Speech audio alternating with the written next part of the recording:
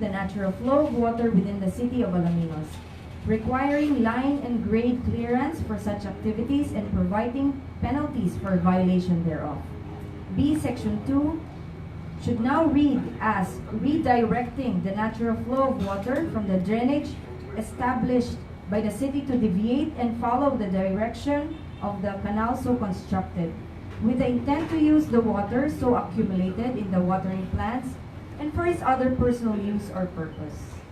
C. Section 3, instead of locational clearance, should be line and grade clearance. Thereafter, this committee has decided to have the aforecited proposed measure be calendared for a public hearing. Recommendation: in view of the stated findings, the committees hereby move for the adoption of the committee report and hereby requests that the proposed ordinance be scheduled for a public hearing on August 15, 2019 at 9 in the morning at PEB.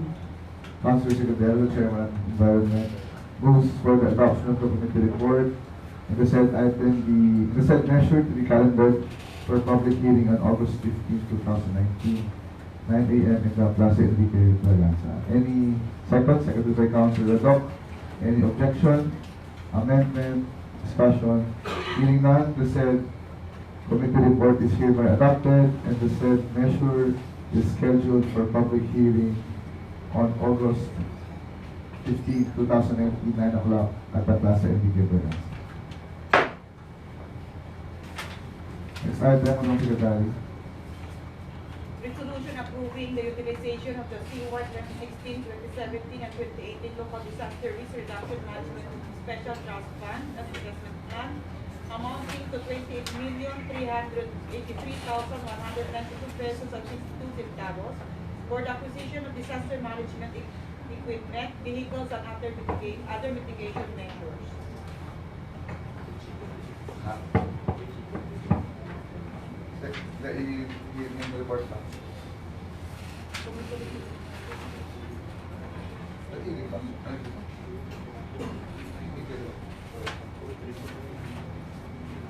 Who will report? Councilor Secretary, second next.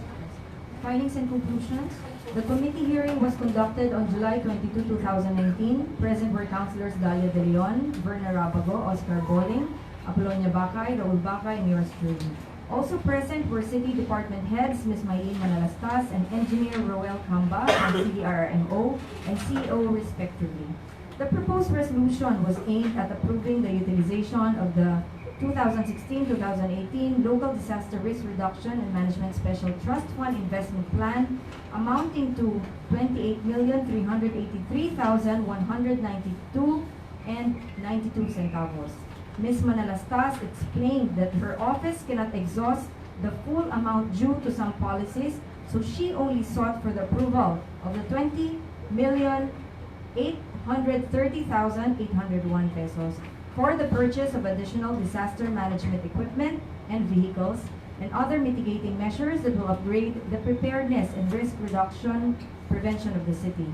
Ms. Manalastas said that the proposed amount will be equally distributed to local partners such as DSWD and the barangays. To date, there are several developments upgrading the CDRM services such as the newly installed evacuation center and installation of the CDRMC corner at the City Library as part of their information dissemination campaign for the youth. In the course of the hearing, this committee has observed that the prices for some items were relatively high and asked the proponent how did they arrive at this price, like items V and W, on the purchase of 40 pieces rescue jackets, bull caps, and 10 extension ladders that cost 182,000 pesos and 520,000 pesos respectively. The CDRRMO clarifies, however, that their office has no control of the price list because the same was prepared by the City General Service Office. Several suggestions were made during the hearing pertaining to the overall operation of the City Disaster Risk Reduction Management from the members of the committee. The CDRMO vowed to study and eventually to consider pertinent suggestions. Recommendation. In view of the Above said findings, the committee hereby moves for the adoption of this committee report and hereby requests for the proposed resolution be scheduled for a second committee hearing. Okay. Hearing ba tayo o nag-regular session na? Calendar second. Calendar second. For calendar for second. calendar for second reading Our next in our next regular session. So, it has been moved by Councilor Secretary, the chairman of CDR or DRRN. Any second? Seconded by Councilor De Leon, Councilor Season, and Councilor Radok, that we calendar the said resolution for second reading in our next regular session to exhaust all items that are not yet accomplished and for the clarifications that the body had during the committee hearing. Any objection? Hearing none, the said committee report is hereby adopted and the said resolution is calendared for second reading in our next regular session. Next item, Madam Secretary. Sir, we already have our resource person for the MOA with empowered persons with disabilities, Sir Okay, before we proceed to- Engineer Kamba and from the market section, and Sir Solomon Tablang from the cooperative office. So before we proceed to business of the day, we invite first our guests to discuss the one unassigned business regarding the MOA, regarding the cooperative. Councilor Radok, I move to suspend the internal law the to accommodate our base. it was removed by Councilor Radok, to the second by Councilor Paulie, that we suspend our internal rules to accommodate our guests. Sir, magandang hapon po. Engineer Campo. Yes, magandang hapon po, Your Honors. Yes, dito naman po ulit ako ngayon. Requesting for a resolution authorizing the City Mayor Art Brian Ciciliste to enter into contract of lease with the empowered persons with disabilities of Alaminos City Consumers Cooperative. Tawag po sa kanila Empowered Act po. For the management and operation of the Pangasinan Food Staff, a one-stop shop at Lucas 1. To give you more information on this, may I call Sir Solomon Tablang to give an overview. Magandang hapon po, Sir Sol. Welcome po.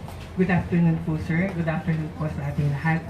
So, last year po we have the MOA signing, and you also give us the authority, you give the authority to our City Mayor Art Celeste to enter into memorandum of agreement with the Pangasinan or the Department of Science and Technology, the Department of Labor and Employment, the Department of TTI, of Trade and Industry, and PEDI to construct a one-store shop to be managed by the empowered or the PWDs. So ito na po yung nilaunch natin po noong December 14. So ngayon po, nag-ooperate na po yung ating pong store. As of July 12, ang gross sales na po nila ay umabot na po sila ng 3 million na mahigit. At ang income po nila ay umabot na po ng 694,000. At pinigyan po natin sila ng pwesto. So to be fair naman po dun sa mga mayroong pong pwesto doon na nagbabayad din po ng kanilang dito, fees, especially yung pwesto po. Kaya sinabi din ni Mayor para hindi kayo yung parang questionin bakit kayo ay hindi nagbabayad samantalang kumikita naman kayo. Kaya kinausap po natin sila na magbayad na rin din po sila ng pwesto. And that is 5,000 pesos every month. Pero madadagdagan po siya ng 5% every 5 years po. So yun po yung parang nire-request po namin na ang ating pong City Mayor will enter into a memorandum of agreement to the empowered ako na yun po, sila na po yung magbabayad ng pwesto ng 5,000 pesos, magbabayad po ng tubig at kuryente po nila. Any questions on the body? Councilor Season. Yes, Sir Sol, tanong lang po. Regarding sa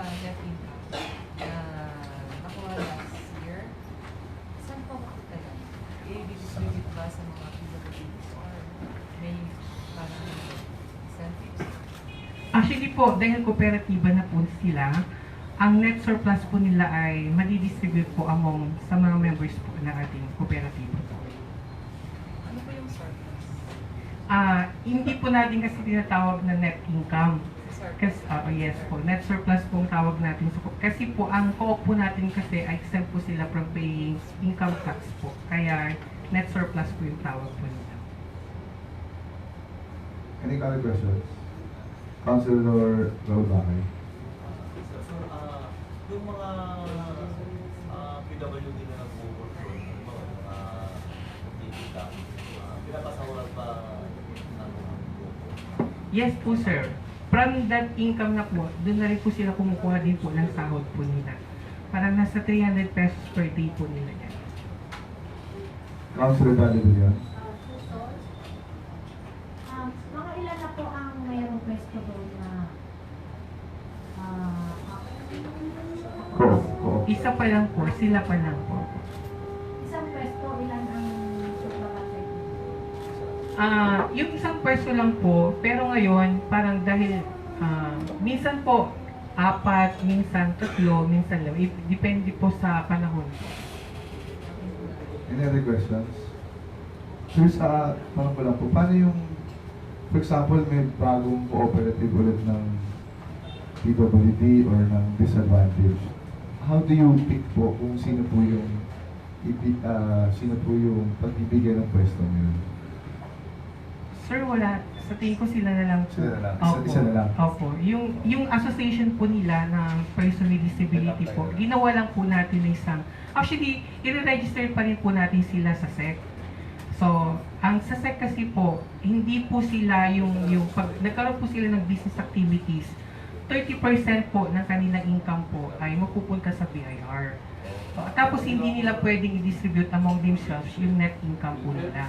So, mas maganda po na maging kooperatiba para sa ganun, yung net surplus po nila, pwedeng i-distribute among themselves. May hand po ba yung LGU sa pag-assist lang po sa kanila? Nasa MOA po natin na ang LGU pa rin ang mag-assist sa kanila at ang City Cooperatives Office po ang focal office po na mag-oversee po dun sa kooperatiba po na yun. Sino po yung president nila, ma'am, sir? Si Madam Mary Joanne Nicolas po. Yung pilay ay Any other questions? Taga Victoria. Councilor Ranoy, recognize. So, ano yung tinda yung establish na yan? Sir, ano po, mga Pangasinan products po natin. Pero meron din po tayo na mga groceries din po doon. Kasi sabi ni Atty. Kwan ability rin daw eh.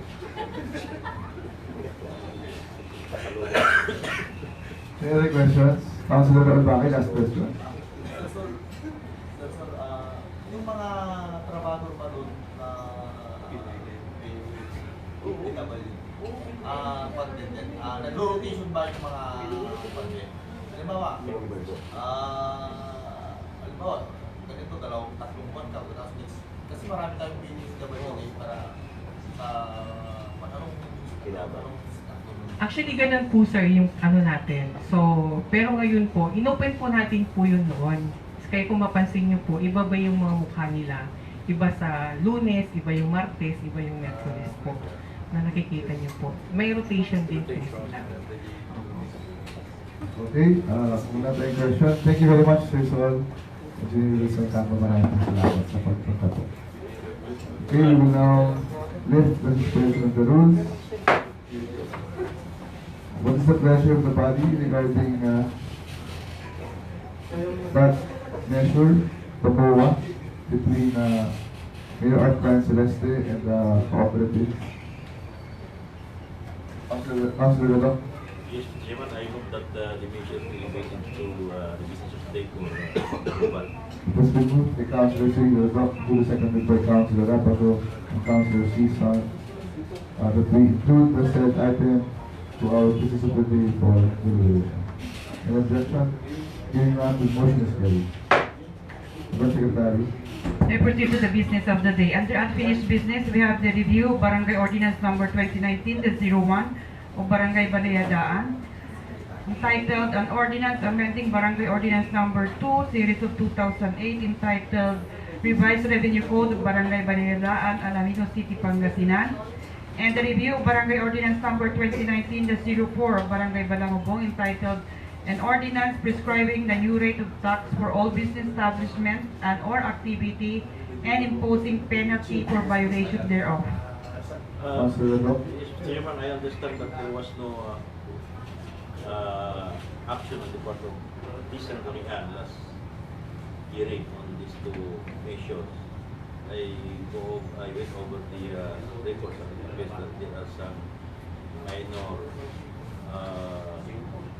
corrections to be made on these two ordinances. That's why I move for these two measures to be remanded to the barangay of origin for correction. Okay. It has been moved by Councilor Siligato, the Chairman of Appropriation and Finance, duly seconded by Councilor Secretary, Councilor Cesar, and Councilor Bolly, that we remand these two ordinances to Barangay Balibaan and Barangay Balongong for them to correct said items that are napapalitan ba? That will be papalitan. Just Be amended. correction, Mr. It will Chairman. be amended and be corrected so that it will be consistent to our national laws. Any objection?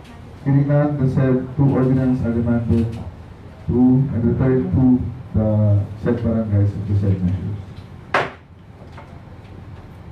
Madam Secretary.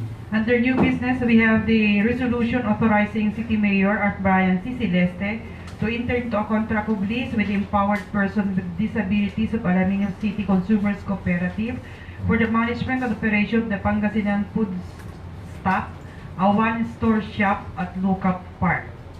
Councilor Season is recognized, the chairperson of social welfare. Yes, Mr. Chair. There are no more comments from my colleagues. I move for acceptance. It has been moved by Councilor Season, seconded by Councilor Renoy, Councilor De Leon, and Councilor Abel G. Bakay. Any objection? Amendment, discussion, hearing none, the said resolution is hereby adopted. Next item. Announcement po. The first one is para po sa ating mga SP members, yung pong natanggap yung letter from DILG regarding sa fee, babayaran po sa PCL, nakalimutan daw po i-include yung 200 pesos na para sa ID ninyo. Para daw po sa mga re-elected or nagbabalik na mga councilors, kung meron daw po kayong dati or old ID, pwede nyo po raw dalhin para po hindi na po kayo magbabayad ng 1,000 na membership fee. Yan po yung tinawag po sa atin ng PCL Pangasinan. Yung daw PCL po. Yung mga incumbent, saka mga returning councilors, members na sila, so yes, magbabayad ng 1,000. Babayaran na lang yung ID. Yung ba, 200 na lang. 200 saka yung membership, ay 30. Pero sagot na ni Councilor Season. Bakit mapapago ba? Mapapago sa March? Any other announcements? Yes sir, marami po pong announcement. Pangalawa po, mayroon pong invitation for simultaneous regional and provincial reorganization of national movement of young legislators, local chapters. So, naibigay na po ang invitation. And most importantly po, yung announcement po para sa accreditation natin, kailangan na po nating mag-issue ng call for accreditation. Kaya Councilor Ranoy po, kailangan na po natin mag-issue ng call for accreditation kaya kasi po magkakaroon na po ng CSO conference as per dialogue with our CLGOO sa August 8 sa conference hall at 8 o'clock in the morning. So, in charge po rito, I understand sir, is ang ating cooperative chairperson. So, kailangan na po nating mag-post ng call for accreditation. At saka mag-start na rin po ng pagpapadala ng notices sa ating mga as of yesterday, we have already 79 CSOs registered as a directory po natin. So, kailangan na pong aksyonan ng ating chairperson yung initial preparation for the accreditation proper base po dun sa guidelines na inisyo ng ng ating ng DILG National, kailangan na po natin mag-start ng accreditation proper sa first week ng August. Okay, the chairman on cooperatives, Councilor Ranoy, please take note. So, kailangan nila mag-hearing bago mag-August 8 o diretso na? Call, para orientation ng August 8. Yung August 8, sir, parang conference orientation ng mga CSOs, i-explain kung ano yung procedure ng sanggunian, how to accredit, at saka doon na rin po tayo magbibigay ng kanilang mga forms na dapat i-fill up to submit to the sanggunian before the accreditation proper. At saka yung the whole process ng sanggunian, paano po ba yung pa-accredit? Yun po. Siguro, latest, siguro send out the letters by Monday or Tuesday next week, latest. I'm sure our good councilor is prepared to face our CSOs. Sir, actually, our CLGOO, Mamang Dawit, is requested a meeting with me and the chairperson on agriculture, on the cooperatives, on July 29. In the morning daw po para pag-usapan yung the process mismo and at the same time yung pang-conduct ng CSO conference because lahat po ng NGOs ini-encourage na umattend. Wala pa pong specific date pero sabi ni Ma'am pag-usapan Sa July 29 po with Ma'am Dawit and chairperson on agriculture and me yung magiging takbo ng conference dahil isa po tayo sa mga magiging host doon sa conference, sir. Okay. Any other announcements? Councilor Lalibula. If there are no more matter to discuss, I move for the Okay, Councilor Lalibula strongly moves that we adjourn our regular session. Seconded strongly by Councilor De Castro and Attorney Siri Dorado and Councilor Ranoy. I now call interjection. Any objection? No objection. I now call this Sangguniang Conference for the regular session for the 4th week of July adjourned. Maraming salamat.